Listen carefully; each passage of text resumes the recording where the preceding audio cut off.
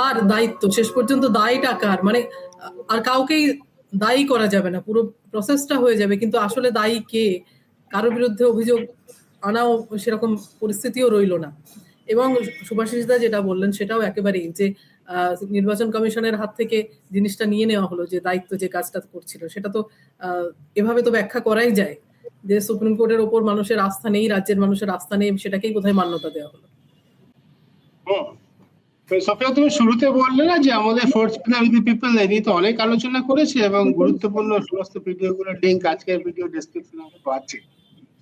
তার মধ্যে একটাতে আমার মনে আছে শিরোনাম ছিল লেজে গোবরে। গরু মোষ যখন খুব পড়ে তো তখন লেজে গোবর লেগে যায়। লেজে গোবর লেগে গেলে খুব মুশকিল হয়, কারণ লেজ দিয়েই তো তারা মশা মাছি তাড়ায়। লেজে গোবর লেগে গেলে খুব তাহলে বিপদে পড়ে যায়। নির্বাচন কমিশন একেবারে লেজে গোবরে হয়ে গেছে, এবং এটা হওয়ারই ছিল। তার কারণ আমরা গোড়া থেকেই আলোচনা করে আসছি, এই এসআইআরটা হচ্ছে কেন আমরা আলোচনা করেছি। 8টি অ্যাপ্লিকেশন করা হয়েছিল, এর সূত্রটা কি? ইলেকশন কমিশন কি কোনো সার্ভে করেছে? তাদের মধ্যে কি কোনো মিটিং হয়েছে? কোনো বিষয়ে তারা আলোচনা করেছে? কোথাও থেকে প্রস্তাব এসছে? নির্বাচন কমিশনের ফাইলে কোথাও তা নেই। এই এসআইআরটা তাহলে ইলেকশন কমিশনের বাইরে কোথাও থেকে জ্ঞানেশ কুমার মহাশয়কে বলা হয়েছিল এটা আপনি করুন। আমি এবার পরিষ্কার রাজনীতির কথা বলছি, রাজনীতির দায়িত্বে পরিচালিত হয়েছে। বিহারে একটা টেস্ট কেস করা হয়েছিল, অন্যভাবে ইলেকশন ম্যানিপুলেট করার চেষ্টা করা হয়েছে মহারাষ্ট্রে, হরিয়ানাতে বা কর্ণাটকে। বিহারে এসআইআর এর মাধ্যমে, নির্বাচন কমিশনের মাধ্যমে ভোটে কারচুপি করা, একেবারে ভোটার তালিকা থেকে শুরু করে। এইটা হচ্ছে নতুন আমাদের ভোটে ইলেকট্রাল পলিটিক্স, এটা হচ্ছে নতুন অবদান গত 2-3 বছরের মধ্যে কেন্দ্রের শাসক দল এবং নির্বাচন কমিশনের। ভোটে প্রচুর কারচুপি হয়। আমি সুভাষিস, আমরা 40 বছর ধরে প্রায় ভোট কভার করেছি, নানাভাবে ভোটে কারচুপি হয়।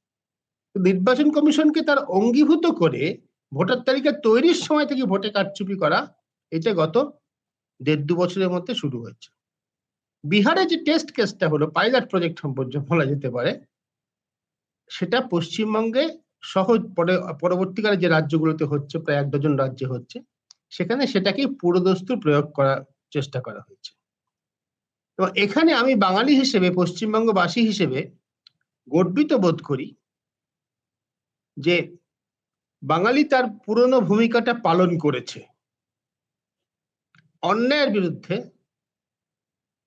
প্রতিবাদ প্রবলভাবে করেছে, সামাজিকভাবে করেছে, রাজনৈতিকভাবে করেছে, একটা জাতিগতভাবে করেছে। যার জন্যই সুপ্রিম কোর্টকে যেটা আজকে বলতে বাধ্য হয়েছে সুপ্রিম কোর্ট গতকাল, যে extraordinary situation demands extraordinary solutions. এটা বাংলাতে যে করা যায়নি, তার জন্য বাংলার রাজনীতিকে আমি অভিনন্দন জানাবো, বাংলার রাজনৈতিক চেতনাকে আমি অভিনন্দন জানাবো। এটা বললেই আজকাল বলা হবে তার মানে মমতা ব্যানার্জি সব করেছেন, না।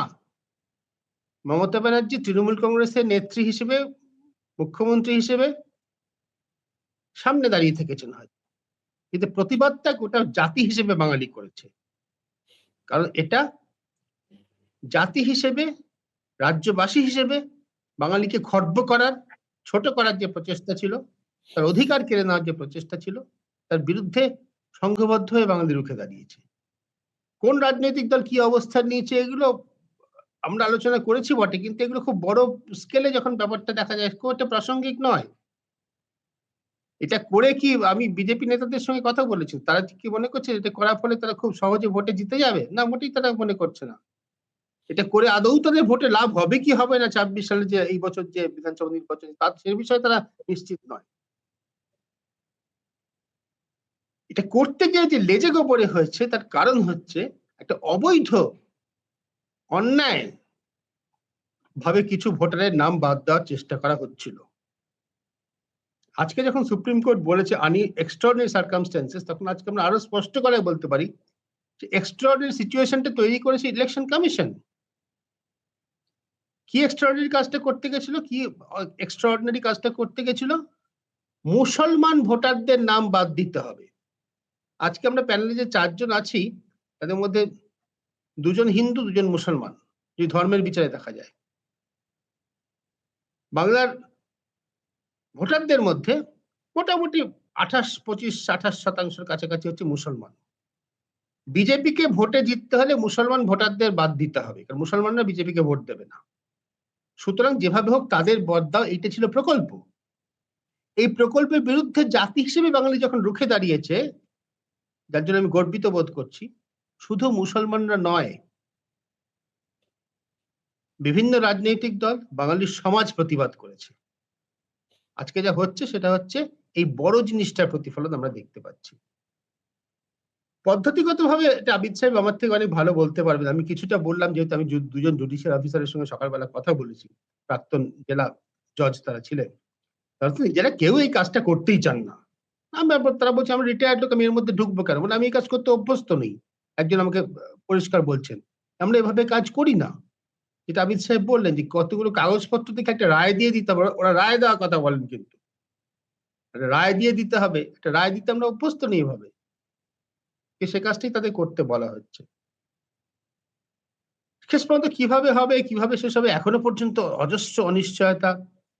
কাজটা শেষ হওয়ার কথা ছিল আজ থেকে 7 দিন আগে, আজ থেকে 7 দিন পরে, আজকে 21 তারিখ, 7 দিন পরেও শেষ হবে কিনা আমরা এখন নিশ্চিত করে বলতে পারছি না। এই অবস্থায় দাঁড়িয়ে